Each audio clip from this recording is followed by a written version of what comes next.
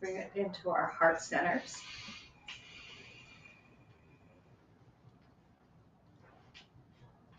Divine Creator, we give thanks. We give gratitude for this day, for this life, for this beautiful planet that we dwell upon, Gaia Earth, and for all our brothers and sisters throughout this world. We send forth a prayer that they may all be healthy, well, provided for in all of their needs, all of their desires, and that we will find that our world continues to grow in consciousness to a place of freedom, peace, joy, and abundance for all. And so we let this be our truth, and we say amen. Amen.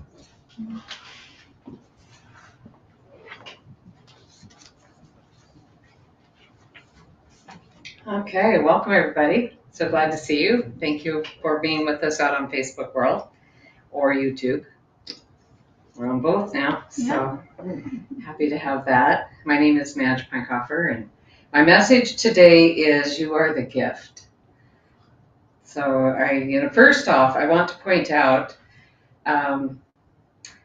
before I get into the message, that there is a lot of evidence that Jesus was actually born in August when they do the alignment of the stars and things like that. So I find it interesting that the story of Jesus, or the Christ, has come through during this time of year, during the time of year when our planet Earth is in best alignment with the galactic center of the universe. So I think how interesting is that? Because that's a really powerful time to have such a powerful story for us to live by. So anyway, just thought I'd throw that little nugget of information out there. I love giving the Christmas message because there's so many metaphors and meanings to play with and to work with. And I love metaphors.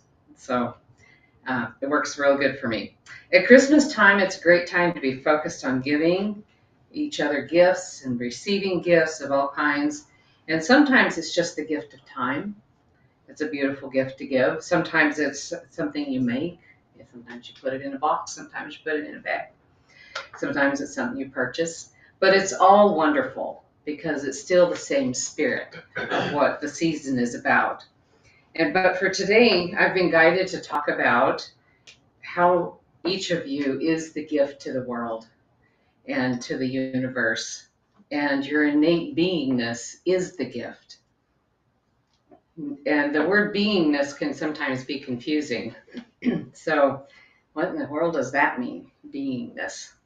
So the dictionary says beingness is a noun, but I disagree. I believe beingness is a verb. It's what we do. It's who we are in our doing. So for me, it's an expression of our soul. We're doing the expression of our soul. And that's the state of beingness for me. It's that part of us that is God. So we all came into this world for a reason. Most of us spend our life looking for that reason, trying to figure out what our purpose is. What am I here for? And for me, the purpose of being here is to be. It's the state of beingness. It's that expressing the God within coming through us and expressing itself in our emotional body, our mental body, and our spiritual body. And that's that innate, amazing, God-given expression of ourself with a capital S. So there isn't anyone that's just like you, ever. There's never going to be someone just like you. There never has been, and there never will be again somebody that's just like you. You are absolutely unique. And the you that is you is the gift to the world.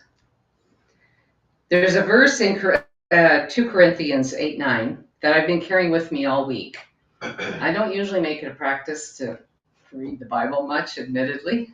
But I picked up the book, Jesus Calling, and I wanted to see what it said for Christmas. And down at the bottom, it had this verse. And so for some reason, it hit me differently.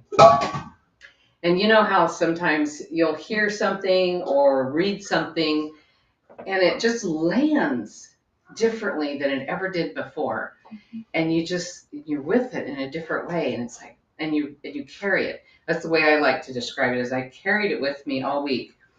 And it's those kind of moments where you pause and you ponder and you open yourself up and you open to spirit. And so in the process of doing that, I felt like I got a download on this verse from the universe.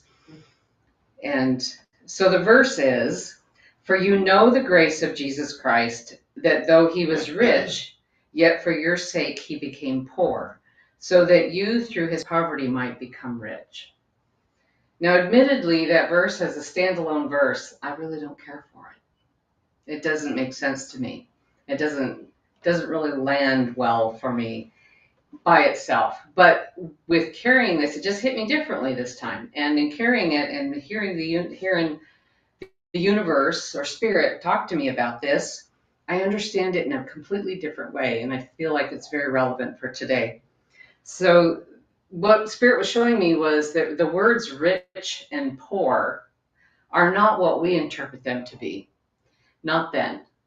In 2,000 years ago, the words rich and poor had a very different meaning. To mean you were rich meant you were arrogant, you were pompous, and you strutted around or rode on your big white steed, and collected the money from the people that were on your land. And to be poor was synonymous to being humble. So to be rich meant arrogant and pompous, and to be poor meant that you were humble and grounded. So there's other information that indicates that Jesus' family was of means, that he was rich. And it says so in the beginning of this, that even though he was rich, he was poor. So to me, this is the interpretation of the meaning of rich and poor now makes sense to me from that perspective of arrogance and pompous behavior to being humble and grounded in a beautiful way. So to say Jesus is poor meant that he was humble and he didn't put himself above others. Neither his family or himself, rode around on their big horses and wore all the gowns that the rich people wore in the way we interpret it today. He remained humble, or to use the word of their time, he remained poor, because that was the word they used to describe his behavior, so that everyone that met him would know that he's just like them. He was an ordinary guy. Everybody could relate to him as a regular person. And yet he embodied the Spirit of Christ within. That was what he came to do, is to be the embodied Christ. So the Christ light and love didn't belong to the wealthy. He didn't demonstrate it that way. It belonged to everybody. It was available to everyone. And everyone could obtain it, not just the privileged few. And he showed that the light and love of Christ is available to the common people like me, common people like us. We're just regular folks.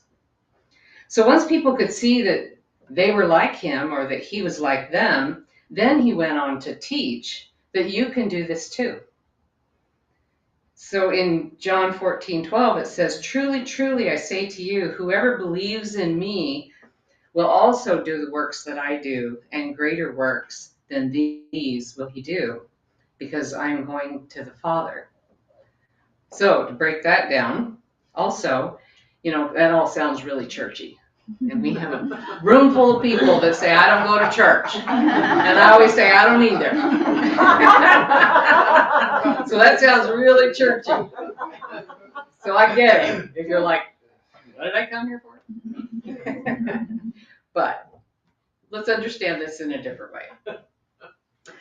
So I believe that what he was saying is, who believes in me, that statement, who believes in me, is to use our sense of language today. So if we were to take that from 2,000 years ago and what it meant then to language that we would interpret that to be today, to me would be that if I do this, you can do it too. Believe in the ability You have the ability too. It's not the me as the person, but the me as the Christ within that each and every one of us has. You too can heal the sick. You too can feed the masses. Have you ever had something that you asked for and then a few minutes later there it was? Mm-hmm. Yeah. I'm still practicing turning water into wine though. Haven't mastered that one. He says I can. And if I can do it better, then maybe I can manifest something even yummier. I don't know. One of those really good ones. Kidding. Sort of. Not really. Not really.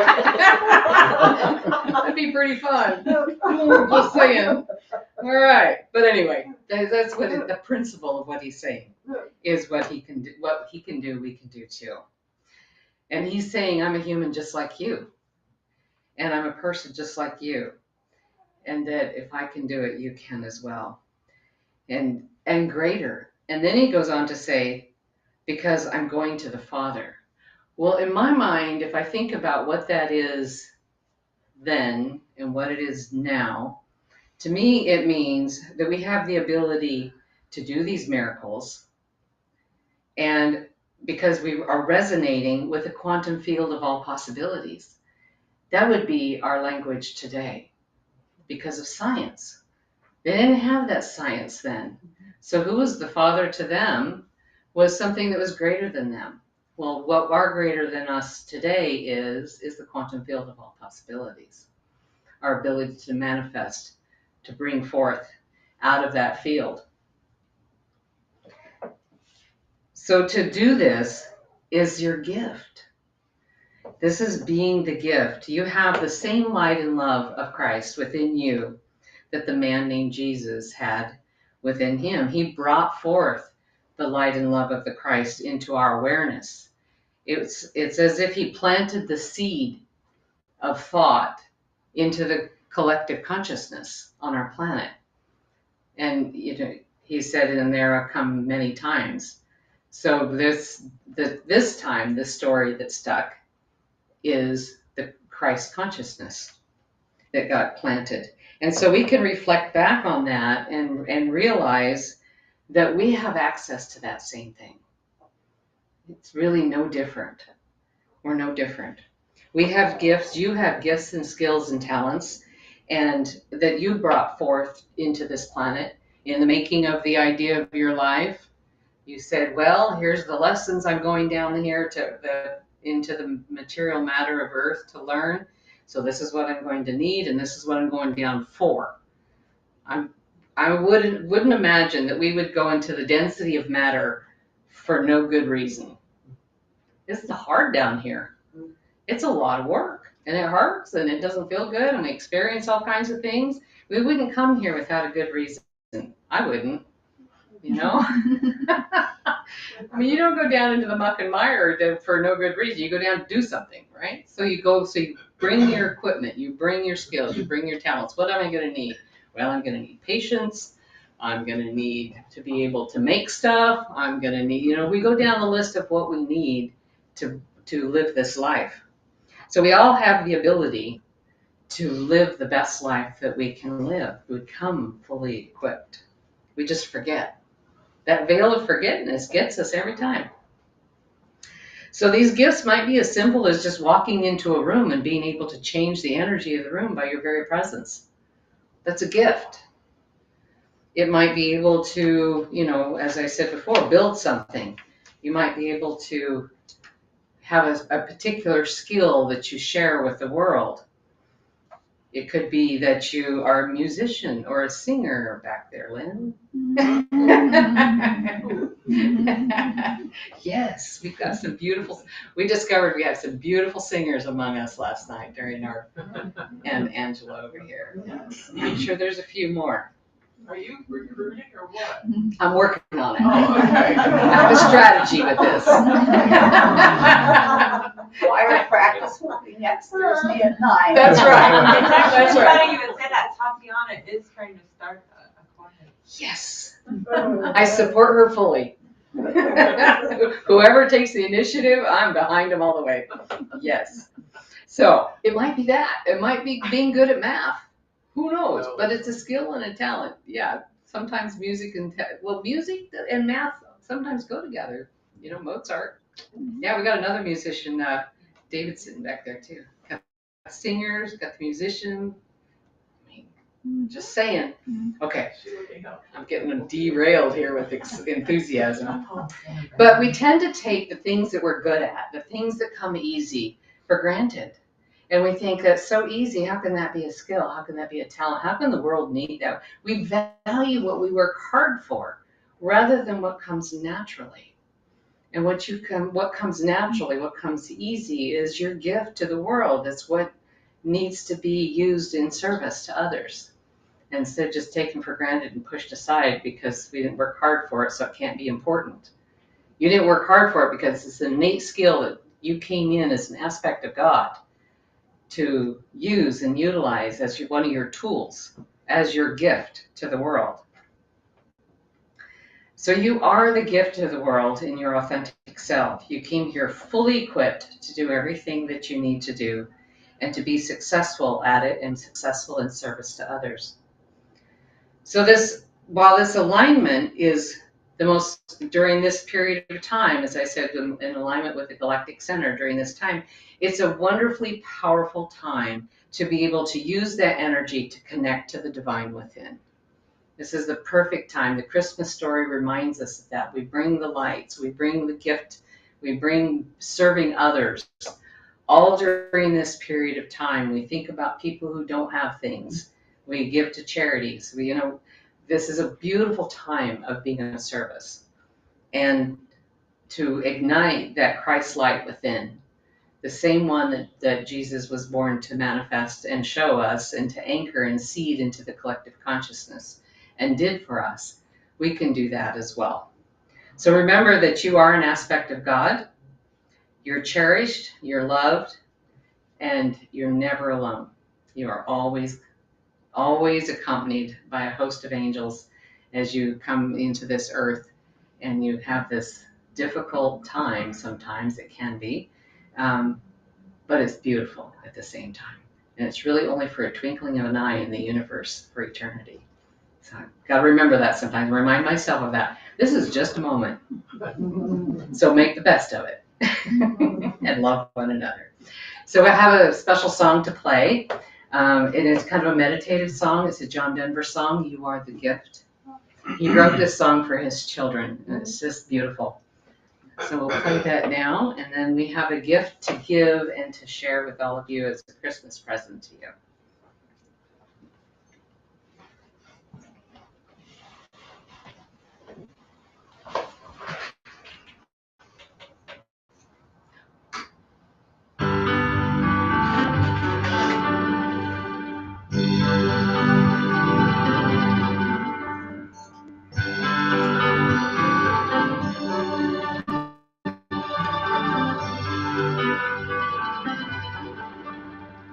Imagine a month of Sundays, each one look like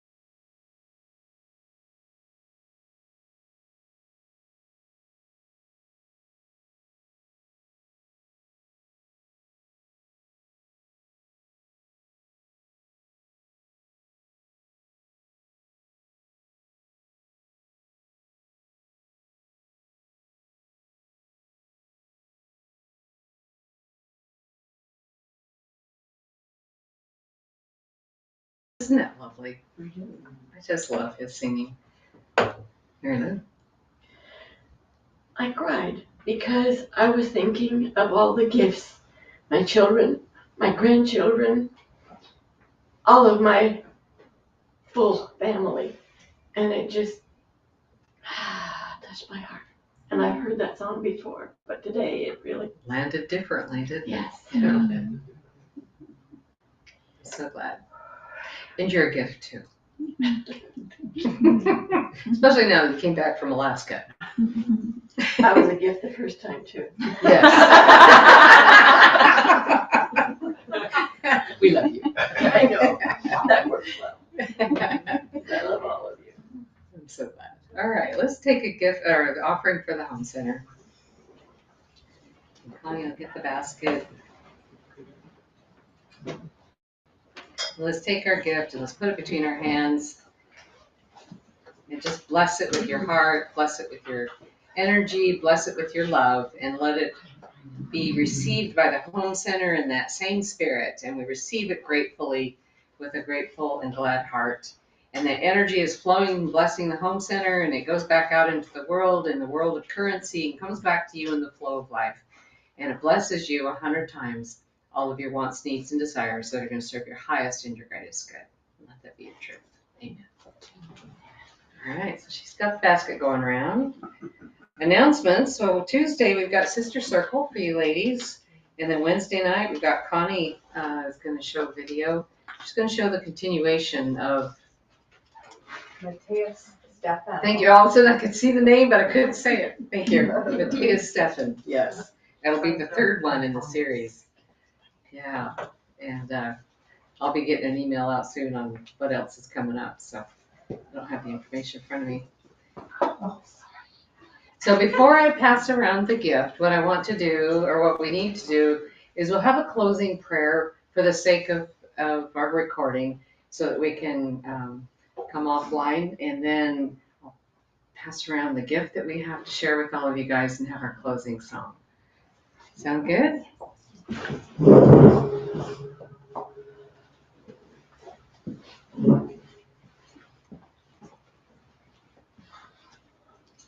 All right. I love what Connie said in the beginning, is to take all that energy and just come into our heart chakra. And on this Christmas morning, Creator, thank you for the gifts that are within all of us. Thank you for what we bring into the room.